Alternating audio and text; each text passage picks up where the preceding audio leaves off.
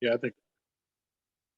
Hi friends, welcome to March's Virtual Bariatric Meetup with BariNation. We are focusing on March macros this month, and today's VBM is really going to be all about building a balanced bariatric plate. Like I told you earlier, we have three amazing registered dietitians who are joining us tonight to really help us understand hunger and their hunger signals, and then how we can build this balanced bariatric plate. So as we go through our meetup tonight, you guys are going to see we've kind of built in some time to ask your questions. So just know that we want to make sure that we have plenty of time to talk, because we know how awesome it is to have three registered dietitians at one place at one time. So we are going to make sure that we get to those questions. So we'll do some very brief introductions right now, you guys. We'll go over some ground rules, and then we will dive right into the content. Please do continue to welcome yourself in the chat. Let us know a little bit about you and what you're hoping to get out of today. So I'll start. My name is April Williams. I'm one of the co-founders of BariNation. I had VSG in July of 2019. I'm down 120 pounds, and I'm so excited to be with you all here today. Jason, why don't you introduce yourself?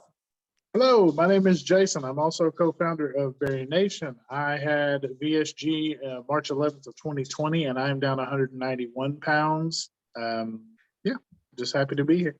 Yeah. Miss Nat? Hello, I'm Natalie. I am another co-founder of BariNation, also Breaking Barriers on Instagram. I had a revision to VSG surgery September 28th of 2020. I had the plication done prior to that, and then prior to that, I had the lap band done. So this is my third surgery, but the most successful. I've lost 145 pounds, and yeah, I'm excited to be here. Whoop, whoop. All right, let's move on to our very esteemed guest. Jeannie, we'll start with you. All righty. Hi, I'm Jeannie Boyer. I have been a dietitian for 18 years. 19 years, 18 of them in bariatrics. And now I really help people reverse the regain that they can experience in the years post-op. So I'm really happy to be here. She's a wizard at that. I know some of us on the screen have worked with her personally, and we can speak to just how skilled she is as a dietitian. And really quickly, Gina, will you tell people you have a special certification now? Oh, correct. So it's somewhat new, maybe like 7 years old. There's a new certification for dietitians, PAs, nurse practitioners. It's a weird acronym, CSOWM, Certified Specialist in Obesity and Weight Management. So we have extra hours spent in the weight management realm, and then sit for an exam every 5 years. It's pretty rad. Yeah. Pretty amazing. And Jeannie is an expert in the BariNation community, which we are so thankful to have her there. Thank you, Fred. Yeah. Where's Sam? Sam, will you introduce yourself? Hi, everybody. My name is Sam. I'm also a registered dietitian. I've been a dietitian for 3 years as of last week, which is exciting. So that's kind of a weird milestone. Not nearly as many years as Jeannie. I'm also actually studying for my CSO WM right now, which is super exciting. Hopefully finishing that up before like the summertime. I'm a bariatric dietitian kind of on Instagram. My day job is a little bit different. I work in cardiovascular care, but my kind of passion outside of my day job is working with patients and clients and interacting with people on Instagram in the bariatric space. That's kind of been my experience actually prior to my job switch, which is super exciting that I've been able to really devote my whole career so far to bariatrics and weight management in this awesome community. So I'm very excited to talk with everyone today and answer your questions and all that fun stuff. And we are thrilled that you are here with us too, Fred. Whoop, whoop. And we are so excited to introduce you to a new bariatric dietitian that we have just become friends with. Her name is Emma, and she's joining us for the first time tonight. Hi, Emma. Hi, thank you guys so much for having me. My name is Emma. I am also a registered dietitian. I am coming on 3 years, so just right under Sam. I've been a bariatric dietitian the whole time. I work as the dietitian and program coordinator at a private practice in Chicago, Illinois. So I'm very excited to be here. I think my favorite part about working with bariatric patients is the community aspect and the ability to follow up with your patients preoperatively, but also years postoperatively, which you don't typically get in surgical care. So very excited to be a part of the BariNation community today. So thank you so much for having me. We are thrilled to be welcoming you. Woo! All right. And my friends, if you have any questions and you want to kind of make sure that they get answered throughout the time or the time that we have together today, you can drop them in the chat, right? And then the dietitians that are presenting, they'll kind of be scanning and looking and answering as we go. So definitely don't be afraid to drop your questions there. And then the other thing I want to let you know is that even though we do have some built-in time at the end of our sessions, please feel free to unmute yourself and just ask it in the moment. Sometimes I know that it's a question, it's right at the top of your mind and you really want to know or not lose that thought. You're welcome to just unmute yourself. Right. So before we go any further, we really want to thank and shout out Patient Partner. They have partnered with us on so many different levels. We're thrilled to have them kind of like in our bariatric toolbox. Patient Partner connects pre-op bariatric patients with post-op patients that have been trained as mentors. So if you don't have that like person in your life that you can really go to for any of your bariatric questions or needs, or you just want a safe place to bounce some ideas or some thoughts off of, Patient Partner is a wonderful place to find that person. You can make a free account. It takes about 2 minutes. You'll get matched with people who are kind of in your area or same age, similar interests. It's an amazing program, an amazing system. And I know some of the people on here are actually mentors in the Patient Partner universe. So it's a wonderful service. It's free to anyone to access, and we highly recommend that you check them out. And of course, we thank them for partnering with us because they're pretty amazing. Okay, our VBM mission, ground rules, and then we're going to get straight into our topic with Emma. If this is your first VBM with us, welcome. The whole point of this is to support the bariatric community with humor, humility, and honesty. We want to destigmatize weight loss surgery. We want to grow a community of and for patients and their supporters. And we just wanted a safe place to share our ideas and experiences and add value to our lives before and after bariatric surgery. So just some very simple ground rules. We're always going to assume best intent. Share what you are comfortable with sharing publicly. Reminder, this is recorded and it will live on our YouTube channel. We're not here to sell you anything at all. If we see any nudity, violence, isms in the chat or in our screens, we'll just remove you from the event. And remember, this is not medical advice. These are not your registered dietitians. This is not your surgical advice, right? Consult your doctor if you want to make any changes to your program whatsoever. Oh, I think I did it. Whoop, whoop. All right, friends, are we ready? Are we ready? I'm very thrilled to be turning the mic over to Miss Emma. Thank you so much. And yeah, like I said, very excited to be here. And today I wanted to start the group by talking a little bit about hunger and hunger after bariatric surgery, what that looks like, and then hand it off to Sam and Jeannie to kind of talk about eating for hunger. But first, I think it's really important to define what hunger is. And hunger is a sensation, a feeling of weakness or uncomfortness when you have a lack of food. This is coupled with a desire to eat. So hunger and bariatric surgery. Bariatric surgery works by altering your hunger pathways and suppressing your hunger in a couple different mechanisms. First, by altering your hormonal pathways. So bariatric surgery works by altering your hunger hormone ghrelin. So when we remove the part of the stomach that secretes ghrelin, your hunger pathways are changed. So you're able to eat a lot less and not feel as hungry. This also works by restriction. So there are nerve endings on your stomach so when you fill your stomach with food, they will send little signals to your brain saying that you are full. So these are the two mechanisms that kind of decrease hunger after surgery. Now, of course, certain surgeries like the bypass and the DS alter absorption of calories as well. But in terms of suppression and hunger, those are the two major pathways that bariatric surgery suppresses hunger over time. I think there's a really common misconception, and I'll have my patients ask me a lot, that once you have bariatric surgery, your hunger completely diminishes. That is not true. Hunger does come back after bariatric surgery, and it's important to have that expectation. And knowing that that will change over time and even changes day to day. That being said, how should you know what your meals should look like and how to account for those changes? And I think that that's something that we'll present on today, both with my presentation, but also with Sam and Jeannie's. And just by a quick show of hands, or drop it in the chat, you guys, how many of us thought that we would never experience hunger again after surgery? Was that a hope? Was that something you expected? Right? It can be a little bit disappointing. We think we're never going to be hungry again. Not true.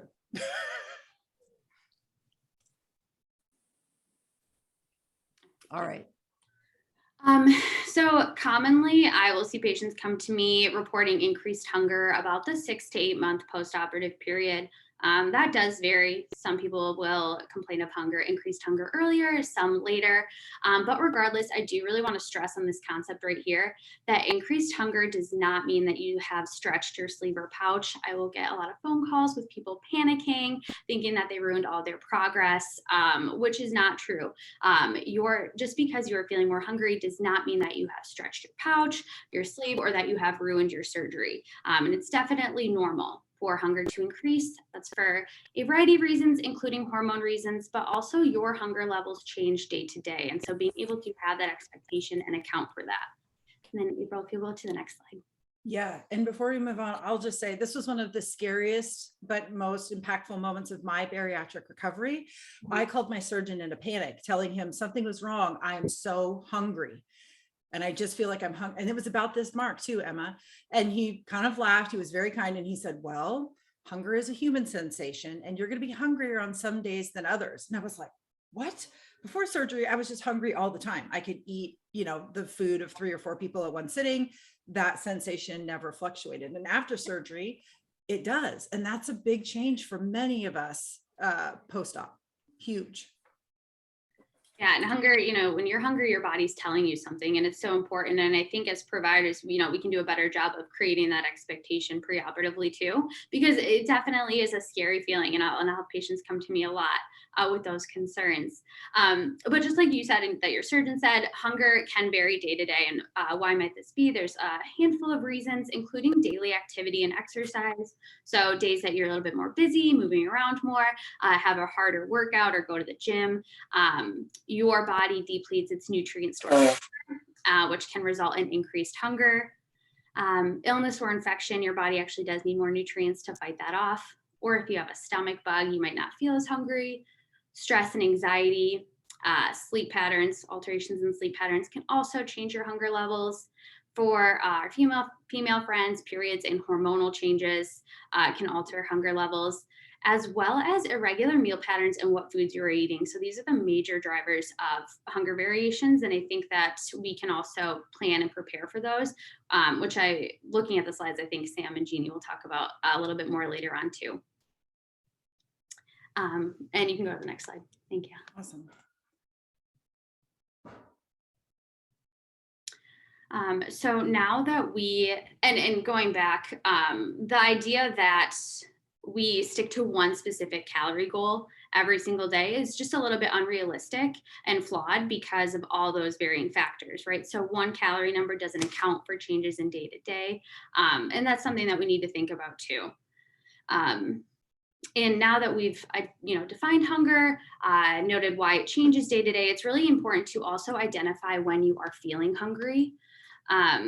And that's both physically and emotionally. So common hunger cues, meaning symptoms that your body is telling you that physically you are hungry, include, your stomach growling. You might feel fatigued, lightheaded, a little bit dizzy or shaky. You might get hangry. And those are all signs that your body's telling you that you need to eat something. So super important that you kind of listen and are in tune to your physical hunger cues. And our body is typically a good communicator in signaling to us when something's wrong. However, our hunger cues can also be influenced by environmental, internal and external environmental factors as well, including our physical environment and our emotional environment. So physical environment, I'm talking about like smells and the vision, seeing food. If you ever walk by a bakery and you smell the baked goods and then you see it and you start to salivate a little bit and your brain tells you that you want that. that plays a role in what we eat and our hunger. That being said, physical environment, that's also really important for the food we eat and the pleasant experience, right? We want our food to smell good, to taste good, to have a nice texture. And more so what we're concerned about when eating outside of hunger or kind of tricking our hunger is more so with our emotional environment. And that's things like stress, anxiety, boredom. All these emotions can, a lot of times we will cope with them and turn to food instead. And that is something that is eating outside of your physical hunger cues, as well as habitual eating. And when I say habitual eating, I mean a lot of times we will associate a certain time of day, a lot of times at night, certain areas of the house even, and certain time of day or time of week with eating. And so being very aware and mindful about your emotional triggers and also your habitual triggers when eating is going to be really important for your success long term. Now, food is always emotional. It's always going to have an emotional attachment, and you will eat out of emotion 100%. We all do. We're all human. But if you are ever identifying periods where that's consistently happening, or you're finding yourself struggling a little bit more with increased hunger in certain emotional situations, practicing mindfulness so you can improve awareness and also identifying steps to combat that emotion with another outlet besides food. It's going to be really important for your success.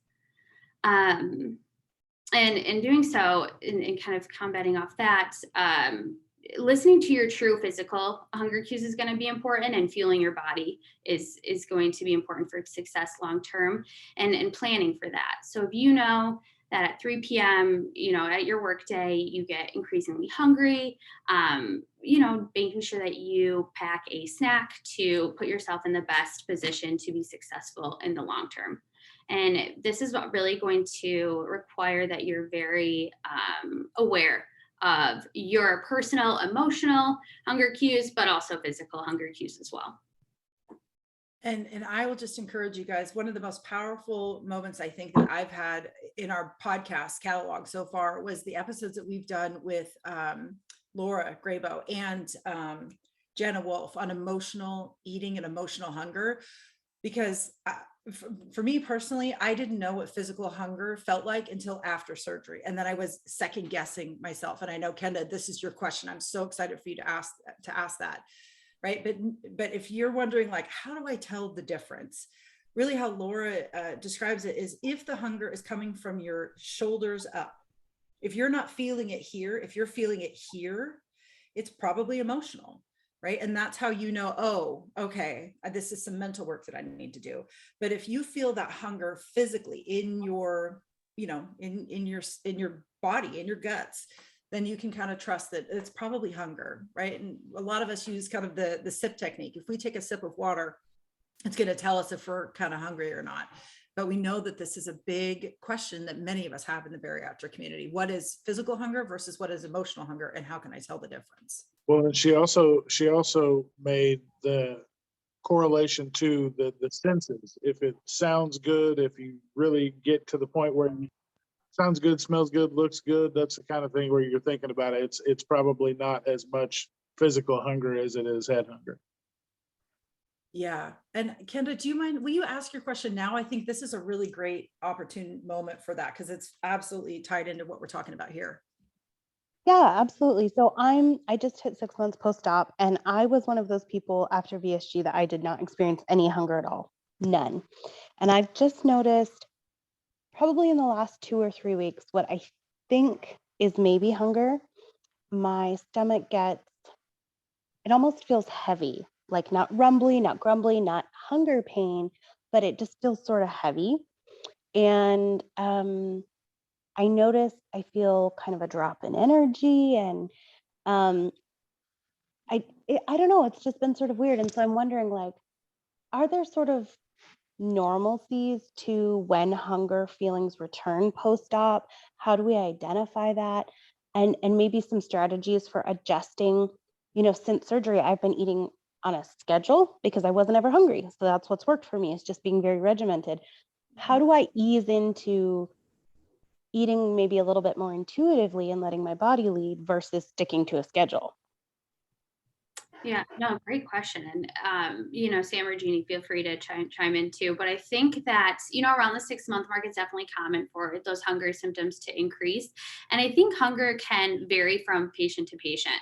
And the biggest thing is trying to associate those feelings and how you feel if you did eat. So let's say you had that feeling and then you try to have a snack, and really documenting how you feel afterwards, how you feel before, during, and afterwards. And so my biggest piece of advice, and what I'll work with my patients sometimes is utilizing a food journal, not tracking amounts, but really tracking how you're feeling. If we're talking about mindful eating and intuitive eating, we need to be really in tune with our own cues, our own routines. And so my piece of advice would be to try to incorporate maybe a protein-rich snack slightly before that point, and then see if that helps, and start to kind of track your progress. Because it seems like it could be a symptom of hunger for you, especially because it is a physical symptom. That would be my piece of advice there. And I think that it is really hard when you go from that structure and it's almost easy to eat 3 times a day and you don't even have to think about it. And then when all these other factors come in, it's a little bit harder to accommodate. But yeah, it's going to require you to be really in tune. And I think making sure that you're kind of having a personal tracking of that. I'll tack on a little bit. I think it's good to kind of ask yourself a series of questions when that hunger returns and it's scary and like, what the heck? First, just like, how long has it been since you ate? Like, has it been 3, 4, 5 hours? Like, yeah, it's hungry. Like, you should be hungry. Then I would look at what you ate last. Like, let's say it wasn't 3, 4, or 5 hours. It was 90 minutes ago. I'm hungry. Like, is this real? What should I do about it? Okay, what did you eat last? Was it, I'm trying to think of was it a banana? Not a bad food, but it didn't keep you full very long because of the balance, which we'll get into. So those are 2 really good questions to ask when you're like worried about your hunger. How long has it been? Maybe it's time to eat. What did you eat last? Maybe it wasn't satisfying enough. And I think that's where the journal might help. Like, you can see, like, I always get hungry at 4 o'clock. Well, what's my lunch? Maybe your lunch isn't enough, or maybe you need a snack at 5 because dinner's not till 7. So that might help a little bit. I would also say, probably before any of that, like, don't panic. I think we automatically think that physical hunger after bariatric surgery is like panic mode. That means that we're going to regain all of our weight. So first, kind of lower that heightened energy state, because ultimately we may not make the most quote unquote productive choices when we're kind of in that panic mode. So definitely calming down and recognizing, who knows, we're not maybe sure what it is. Maybe it's hunger. And then I do find working with patients, even pre-op, I find a lot with people, they say they're maybe not hungry in the morning. We find that getting in tune with a regular eating pattern can actually help people find more regular kind of hunger and fullness patterns. So eating on a more consistent basis kind of gets your blood sugars kind of going in a more even flow versus these kind of dips and downs and up and down really fast. So I think ultimately sticking to a consistent meal plan, as you mentioned, in terms of the intervals of your meals, would be really beneficial. So then you're kind of not having to necessarily guess what you're feeling. Kind of, it's expected to kind of get hungry every X amount of hours. But that being said, as you progress further post-op, as let's say your capacity to take in more food, if you change your, let's say, physical activity, if you're recomposing your body in terms of how much muscle you have, we find that those are all factors that could potentially influence how much you can eat and how often you get hungry. So I think really recognizing that it's going to be dynamic. And I also agree, in terms of a food journal, not necessarily from a calorie tracking perspective, but seeing how often can you reproduce that feeling. Obviously, I've worked with a lot of patients and they give me a variety of different things they feel, and they're trying to associate, is that physical hunger or not? But definitely documenting and seeing, if this kind of drop in energy and that kind of heaviness in your stomach is chronically happening, and you find that when you do eat, it feels comfortable, it doesn't make you feel weird, then maybe that is your kind of personal sign that you're experiencing physical hunger on top of all the other kind of cues that Jeannie and Emma had mentioned. So that would be kind of my 2 cents. To say that we can eat intuitively after bariatric surgery, I don't know if those two, intuitive eating and weight loss surgery, can really sit in the same Venn diagram. That being said, I think eating on a consistent schedule is always going to be recommended. Kenda, how you feeling? It was great. That's super helpful. I don't know if anybody else is in the comments, but like as a bariatric patient, it's really hard to learn to listen to your body and to trust it, because that's what got me into needing bariatric surgery, right? So it's really helpful to hear like this is a normal experience and it maybe is going to take some trial and error. And the idea of food journaling I think is really helpful, because I do track still pretty meticulously. That's really helpful for me right now, but maybe also in tandem with that, journaling about what I feel, when I feel it, what I eat, how that makes me feel, that kind of stuff. So that's extremely helpful. I really, really appreciate the insight. Kenda, one other thing we talked about this, I think, before on podcasts and different, lives that BariNation has done. Another thing to keep in mind as well is there other influences that maybe aren't physical hunger? I call it kind of the HALT system. So think about HALT like stop. H would be thinking about, are you actually hungry? Really assessing, is there any context clues to thinking, yeah, I probably should eat something for a physical need because I haven't eaten in 5 hours, or I didn't have a lot of protein, et cetera, et cetera. And then also go down the list and say, look, I'm not sure on that yet. And then think about other kind of emotional influences on maybe your hunger or your appetite. That might be A as in angry. Are you feeling lonely, tired? I mean, you can make a whole myriad of different letters to make up that acronym. But I think I've even had patients say they verbally will say that out loud and like walk themselves through that list, and it helps them best delineate like what is actually going on. And maybe they don't ever figure it out, but sometimes giving yourself a little bit of a buffer in terms of time between you and initiating eating can help you feel a little bit more clarity around like what is the best choice. Such excellent advice, right? And we all know as patients and as people who serve patients, this can be scary, but it's okay, right? This is the work of weight loss surgery. This is what we always say, right? It's so difficult to tell anybody who hasn't had surgery what the work is. This is a piece of it. It's trust. We have to learn when to trust ourselves and our bodies. And we have to learn when we can't be trusted, or when our bodies are maybe sending us mixed signals, right? It's that constant game of trust, and it's part of the work. But as long as you're willing to try it and experiment and just know that you're not going to get it right probably the first time, and you're going to have some missteps, it's okay. It's all a part of the journey. Awesome. Emma, some final thoughts? Yeah, of course. And I think, all in all, after bariatric surgery, your hunger will change, the amount that you can eat will change, and it's going to look different than, it might look different than someone else who's on a similar path to you. And I think it's really important to know that and have that expectation that it's not black and white. It will look different. And as we age too, our health goals change, our health barriers change, and being able to be flexible is probably the biggest thing. So honoring your hunger cues, trying to be more aware to understand the emotional eating concept, and truly understanding when you are hungry, but really being flexible. We're not going to be able to control our environment or every single thing that we eat. That's just not realistic. So being able to roll with the punches, be flexible, and really just go back to the basics when you're in doubt and stick to what you know. I know, sticking to the basic concepts of protein and fluid goals and those core components that your bariatric dietitians have educated you on. And I think really being flexible is going to be important, in that it's not a straightforward road. It's going to be bumpy and change over time. But that is all I have. No, we are so thankful for your expertise and for joining us today. Thank you so much for having me. No, it was really great. And, please feel free to give out my contact information. I'm happy to answer any questions over email too.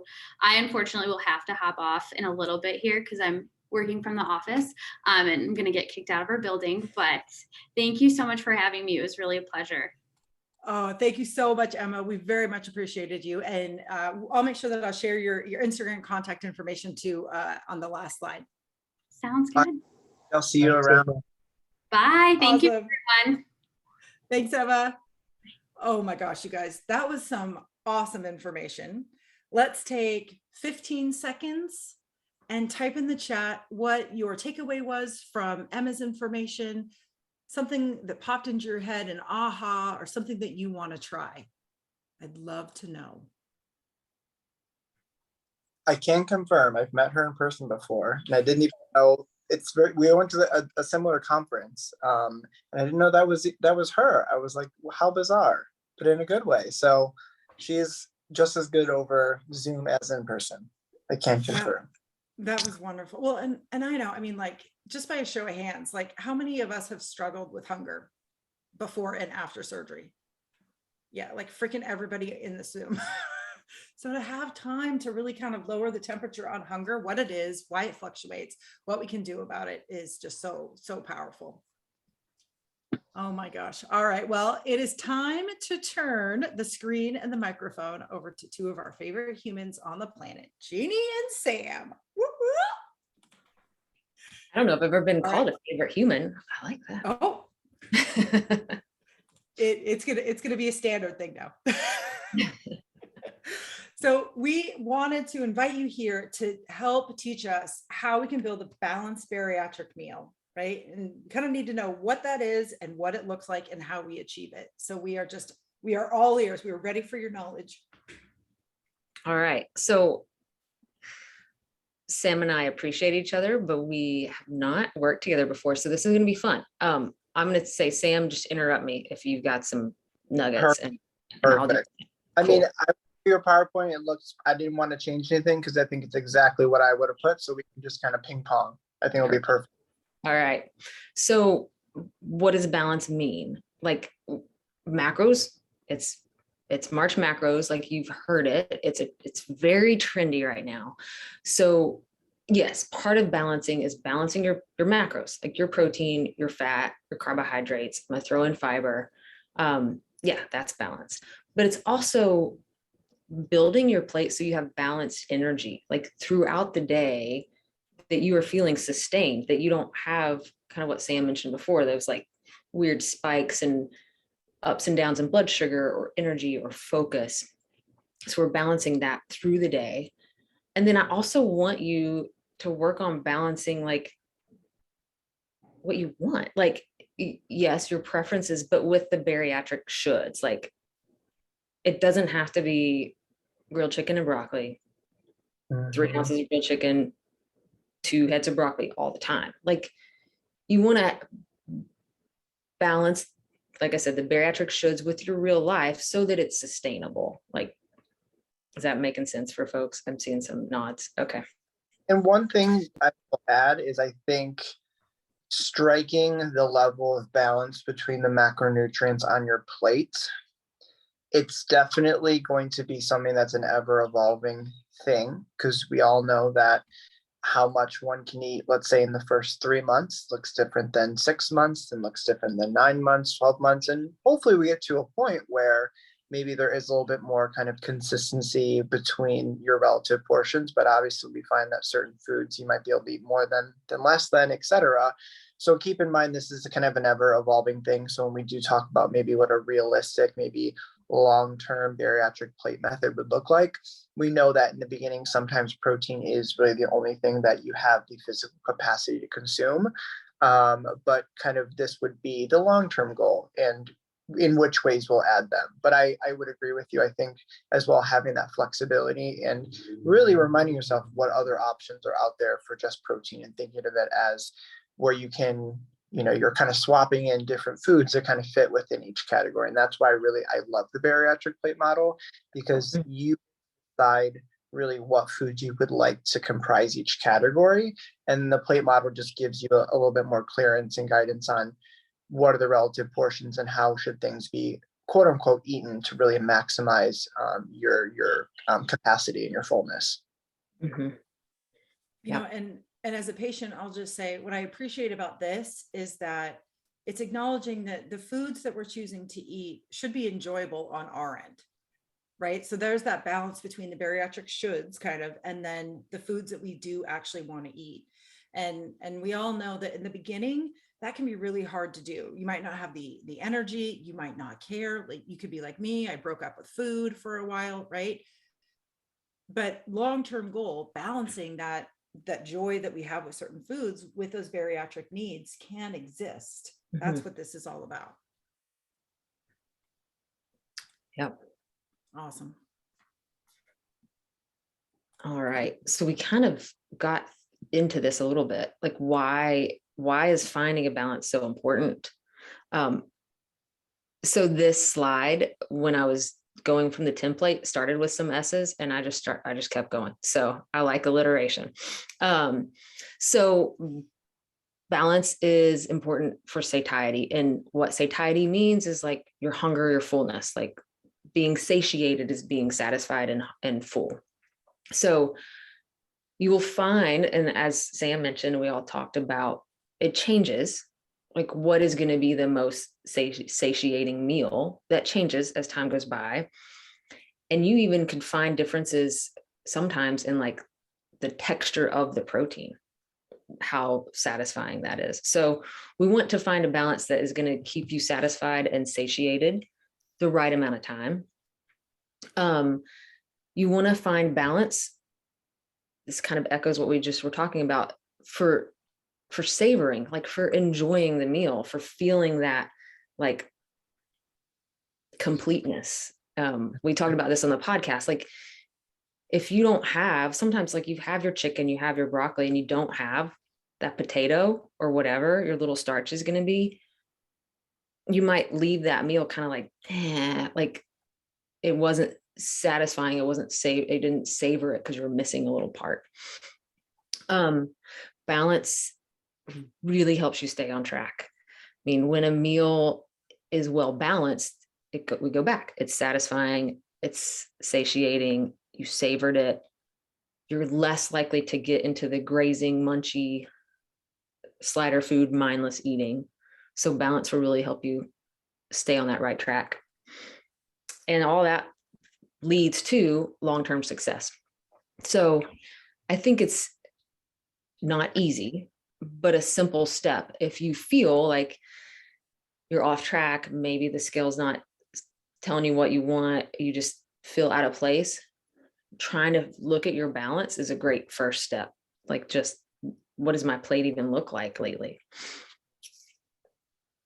In terms of satiety, I think you hit on this really great, Jeannie, about there could be kind of two variations of satiety. There could be physical satiety, which is huge, but it doesn't matter how physically satiated you are. There is always an emotional or like hedonic part of our and if you're not feeling emotionally satisfied, that could lead you to maybe overriding that sense of physical fullness. And I think it's important to recognize, what are those small components that we can add to the meals to also make it, emotionally satisfying. It's going to look different for everyone. And obviously leaning into those kind of emotional satiety components might not be something that you really start getting into as you get further out from surgery, as your capacity increases. One thing that I find is, especially we think about carbohydrates, for many people, that is that kind of emotional component that feels really good. But there can be a lot of anxiety and feeling like, oh, if I add them to this plate, is that going to be a problem? Is that going to regain on my weight? No one particular food is the origin of weight regain or weight gain at all. But I think what you want to put into question is when has eating a controlled portion of any food like that, it's really the over deprivation of those foods over time. And so if you find that, to you, the missing component that makes your meal more satisfying emotionally is maybe quote unquote, maybe a slightly higher calorie food or a carbohydrate food that you haven't had in a while. Maybe having that as that smallest portion on your bariatric plate is just the amount that you need to feel emotionally satisfied, so you can kind of move on and not lead into the dieter's, kind of dilemma and journey where you're kind of looking for all these other like low calorie foods and kind of grazing on those all day, and actually maybe consuming more calories than what if you actually just had the real item. And again, this isn't direct advice, and I wouldn't probably advise this level of thinking right early post-op, but as you get further out from surgery, those are some things to consider. Yeah, I was exactly going to say that. Like, if you want that chocolate and you're like, no, not having it, can't have it, not having it, for the next hour, 2 hours, you're eating all the other things to satisfy what that chocolate was going to do. And so, yeah, you end up, there goes 400 calories because you wanted the 100 calories and you said no.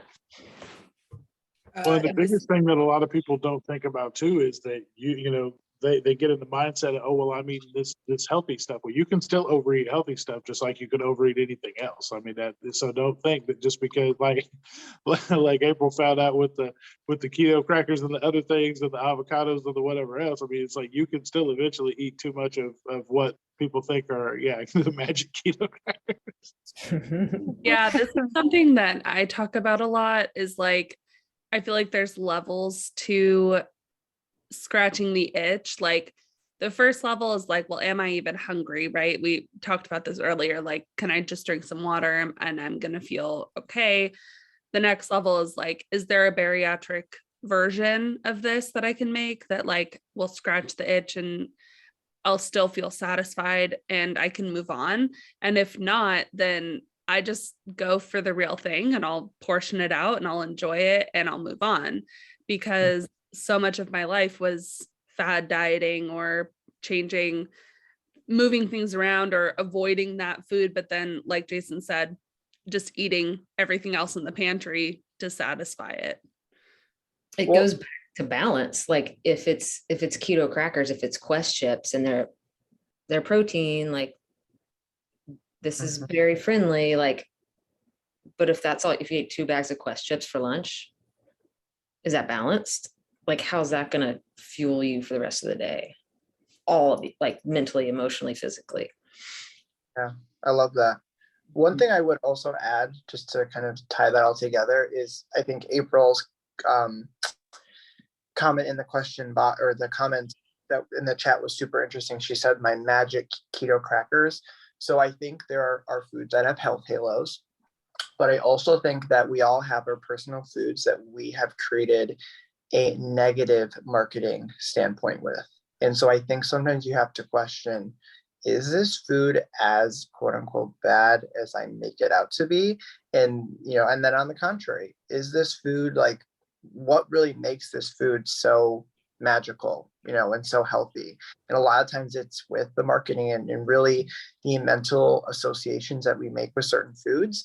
And so sometimes that's like the bigger thing. I mean, that's probably more of a working through in therapy with someone, why am I putting certain, emotionally charged with certain foods? And obviously if you feel like that's a food that you can't feel comfortable with and it causes you to binge, etc., definitely create some sort of plan to slowly reintroduce that food or not. But keep that in mind. So often you have to challenge, like, maybe this food isn't actually as horrible or bad or whatever you want to say about it as I think it is. And that can maybe decrease the level of anxiety and stress around that particular food.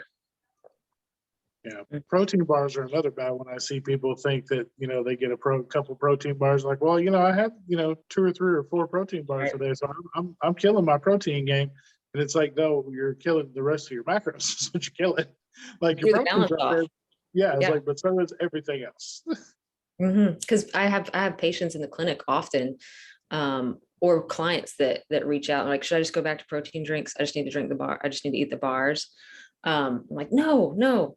Like, or people early on that come into the clinic and they're like, yeah, I'm drinking this shake and I've already got 45 grams in. So I know the rest, like, I don't have to worry the rest of the day. I'm going to get it. Like, yeah, you might get your protein, but so we were just talking about balance and meals, but let's look at your day. Like, you have to balance it across the day too. You can't say, well, I'm going to eat all my protein in at breakfast, and then I'm just going to eat vegetables for lunch, and I'm going to have a donut for dinner. Like that, that's not balanced either.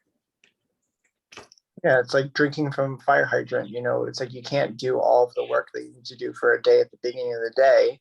You need to balance it. If someone told you, here's all the work you have to do for today, just do it in 1 hour, you're going to feel really overwhelmed, and it's going to leave you feeling ragged, versus give yourself, 8, 9 hours to kind of even that out. It's going to feel a lot more manageable. And that's, I think, the important thing about bariatric surgery in the beginning too, if you feel like it is overwhelming, creating that structure. But like Jeannie's going to talk about, the importance of balance as it pertains to your hormones, as well as your blood sugar stability, which we know is directly linked with how you perceive your physical hunger, especially further out in those ghrelin levels, to kind of normalize to a level that was similar pre-op for some patients. Right. Yeah. So what does it look like on our plates? What is this balanced bariatric meal? So I think the easiest to remember, to visualize, is 50% protein. And then you just split the other half of the plate with your vegetable and your starch. That works for lunch and dinner.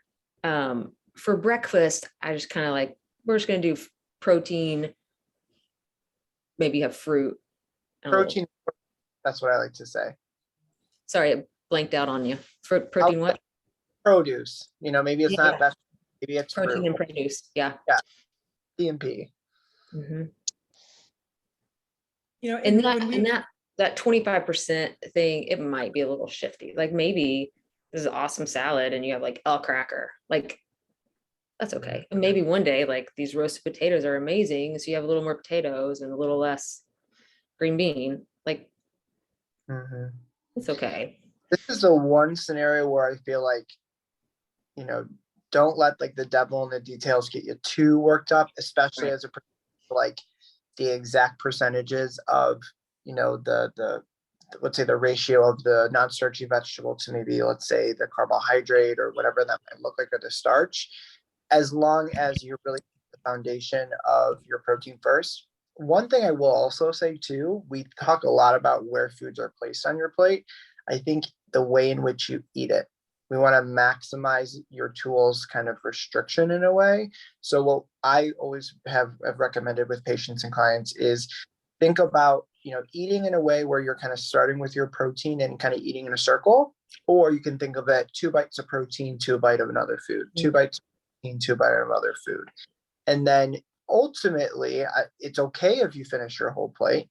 Maybe physically you needed that, but it's something to kind of check in with, is how often are you leaving protein remaining on your plate and you're finishing, let's say your starch or your grain, and that's part of maybe why we're not getting our protein. Thus the problem that we're not going to stay as full as long, because ultimately the kind of satiety effect of protein is a lot greater than that of, let's say, a lower fiber carbohydrate, or just in general, let's say, fruits and vegetables, they just digest a lot quicker than protein. Yeah. I think it's funny, like the circle and the 2 bites. I describe it like your pouch, your sleeve, your stomach is like a container. My dog's having a dream. So I don't know if you heard her. And you want to fill it up so it stays full the longest. So what's going to sit in the bottom and make a good base? That's your protein. And then you add the next. So you make this little like parfait of food in your stomach that's going to stay in there the longest. So that's going to be like mostly protein on the bottom, mostly protein first. 100%. Yeah. So I was just typing in the chat, right? And one of the things that I'm really taking away from this month too is that, right, what's helped me is that instead of, like thinking about my plate in this way, and if I want to have these proteins and these starch, and a veg, or if I really want to include all the macros, my fried egg is actually an egg and a healthy fat, because I have prepared that egg in some olive oil, right? So it's more than just this. And so many of the foods that we eat are more than just its biggest macro, right? Like avocado is more than just, right, a healthy fat. Oats is more than just a carb, right? There's so many more things that kind of go into these. So Mm. at first it can feel overwhelming because you really want to eat in this balanced way. But then when you really take a step back, it's like, wow, okay, this meal is actually all of these things. My one little bowl of oatmeal could be a balanced bariatric meal if I'm including just a little extra things in it to really round it out. And by doing, right, what we always say, sometimes we have to slow down to go fast. If I just take a little bit of extra time and I learn about what those macros are and what they're doing and actually how to build it in a balanced way, I'm going to be able to go much faster because, oh, now I've got a meal that I can continue to go back to because I know that it's balanced. Yeah, and I think if we go back to that whole tracking component, I think it's also really important. And I know a lot of other dietitians speak on this as well. And this was mentioned before by Jeannie. Some, even for myself, I would say I find like today, like what I have for lunch, like certain textures of foods or certain foods from, again, from an emotional perspective, they just are more satiating physically or emotionally. So it's really important to kind of get in queue with like, yeah, that was like maybe from a nutritional perspective, a pretty balanced meal. But I find that like I need this type of breakfast, whatever that particular food, it just made me feel like I stayed fuller longer. And it's okay that the other item didn't, but ultimately I find that I maybe perform better. And it's okay to have those preferences. Like for me in the morning, like I find that I do better with like a more solid protein, like let's say some scrambled eggs or egg whites, as opposed to saying like, let me have some yogurt. I find that ultimately like that more liquid, soft texture of yogurt, I don't stay as full as long as if I had maybe some vegetables and eggs sauteed together with like some whole wheat toast for me personally. So I think that's important to think about as well as kind of keeping track in documentation of what you find, what types of balanced plates keep you more satisfied. You know, it's okay that doesn't mean that your plate is unbalanced if you find that, you know, it doesn't keep you as satisfied. It could just be a preference, if that makes sense. Yeah. Well, and really, right, this last slide that you guys wanted to share is all about, right?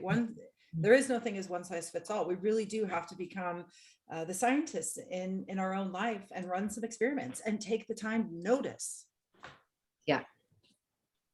I mean, I almost start everybody with a food log, not because I want them to turn it into me and like maybe like, you're missing 5 grams of fat here, but just because in the writing, and there's research to support this, things change and you make adjustments and people lose weight if that's what they're looking for. So just a food log is it's for you, because it brings to the surface patterns you didn't notice or like negative, but also patterns that are like, oh yeah, this egg breakfast, like I wasn't even hungry at 12:30, but when every time I had yogurt, I was hungry at 11. So amen to food logs. Well, and Right. another thing I can mention too is think of if you have resistance towards food journaling but you feel like it's something you want to take on, think of the way I would compare it is like if you've ever been like very unaware of tracking, let's say your finances, and you start doing budgeting, you start looking at where your money's going. And some people, it's like a horrifying experience at first because you're like, whoa, like this is where I was, let's say, spending money here and I didn't know it, blah, blah, blah, blah. But then there's a level of like that's super empowering because then it allows you to make some changes. And so I think until you kind of know like what your patterns are, it can feel a little bit overwhelming to feel like, well, what changes do I need to make? So I do think like I say, there's proof in the pudding. So looking at those things and recognizing it's not a failure. If you feel like you're noticing your plates are unbalanced, it's actually going to allow you to make small lateral shifts to make your plate more balanced. Here's the awesome thing. Most of the time for balanced plates after bariatric surgery, it's usually less about what you have to remove from your plate, and it's actually what we're adding, which I think is super empowering to know that it's actually more of an additive process than a restriction. Mm-hmm. And we all know how, right? This is the theme. It's scary, but it's okay, right? Scary doesn't mean bad. Scary just means it's something that we haven't quite done yet before. But it Like also you said, doesn't. you're your own scientist, and I use the word experimenting a lot. Like you're just experimenting to see what works best for you, and we've said this, that might change with the season, that might change with the year. So it's a lot of experimenting. Mhm. Yep. The thought that we, all of us, really want to make sure that we leave here tonight with is, we hope that you understand there is no such thing as a bad bariatric patient. If you are telling yourself that you are a bad bariatric patient because you are trying new things, you are learning how to live your life as a bariatric patient, please remove that thought from your mind, from your soul. You are not a bad bariatric patient. You are a human having some human experiences. You're a human learning how to live in a new way. That's all that it is. So do not be fearful of learning. It's how we're all going to make it through. Guys, are there any questions that you have for Sam or Jeannie?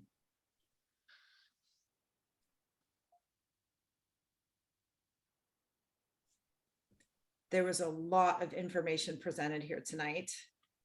Sam, Jeannie, thank you so much for joining us. I didn't mean to cut you off. Do you guys have any final parting thoughts that you'd like to leave us with? Well, I just want to shout out my girl Maureen on being a couple of days post-surgery and being on the VBM. Yay. So that's very admirable. I don't know if I would personally be doing that, just because I could imagine being very tired, but you're great. And I'm so happy for you, and you're awesome. Thanks. I just got home today, so having my protein drinks. Woohoo! Yeah. Sip, sip, sip. Yeah. Yep. Mhm. Yep. Yeah, I don't have anything else to. I think in general, we said it all.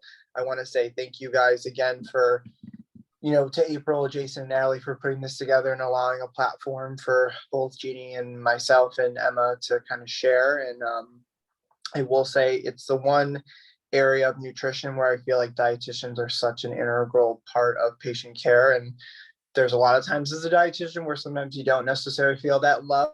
So it's really empowering to know that, what we do and what we went to school for, and what we're passionate about really makes a difference in people's lives. And to do it in a capacity that's even outside of like my day-to-day job is even cooler. And to see, like I said, to just be a part of your guys' journey, no matter where you're at, is so cool. To think that like my decision to be a dietitian led me to this moment in time is really kind of bizarre, but a very cool experience. Well, you're gonna make me cry, Sam. Because yeah, like this is what I love. Like this is the people. I love you guys. Like I love this opportunity. I love what you guys have created. I'm honored to be a part of it, and I'm here for all of you. Like, reach out. And when Natalie said, "Whoever says they're bad, she's coming for them," I thought of that. I'm so bad at this, like that rap song where the part's like, "Come give me a hug." I'm like, "Come give me a hug." Yes, that's exactly. Let me just like give you a little rub on the back and be like, "Shh, just shh, stop." No. Oh my God, that's gonna be one of our BariNation theme songs now. Come give me a hug. Yeah. I love it. Well, you guys, both Jeannie and Sam do offer nutritional coaching opportunities. Give them a follow on Instagram, direct message them, reach out to them. If you are a BariNation member, you can contact Jeannie right within the membership community. Hopefully we'll be welcoming Sam as an expert one day too. No pressure, no pressure. He knows I've been All the working. pressure. All the pressure, right? And if you don't know what the BariNation membership community is, head to our website, check it out. You can send us a direct message, but basically it is a very safe and intentional place for you to do the work of weight loss surgery. We offer almost daily support groups led by therapists, Q&A sessions and classes led by registered dietitians like Jeannie, classes on the mindset that we need to do by wellness coaches, and just a safe place to connect with other bariatric patients that is not public and on Instagram. So just head to BariNation.com and you can learn more about it there. Once again, huge shout out and thank you to Patient Partner. They have truly been in our corner from day one, and we are so thrilled to be connected with them. If you are looking for a bariatric mentor, or you would like to become more involved with the bariatric community, sign up to be a mentor today. If you are a bariatric patient and you are post-op, you have something to offer this community. Talk to Whitney about it. Whitney is a mentor. She knows all about that. It's absolutely worth every second of your time. You guys were 3 minutes over, but I have to say, we stuck to that agenda. You guys had some wonderful questions. Thank you so much for taking an hour out of your Wednesday night to join us. I hope, if you guys will let me know in the chat, are you leaving with what you had hoped to get out of today? Are you leaving with new learning, new connections, or some new resources? The hope is yes. If you have any feedback, please send it to us directly. You guys are the first to know. Our support topic for April is changing. New month, new supports. The theme is April showers. How do we overcome setbacks and obstacles, right? Because the rain is going to come no matter what. So how do we learn to move through those moments in our bariatric journey? We will have a VBM in April. We're not quite secure on the date or time yet, but registration will open soon. And just thank you again so very much, you guys, for joining us. We'll hang out here for a couple more minutes, but have a wonderful evening. Thank you. Thank you. We'll see you guys soon. Jeannie, Sam, thank you so much for joining us. Yes, thank you both. Yeah.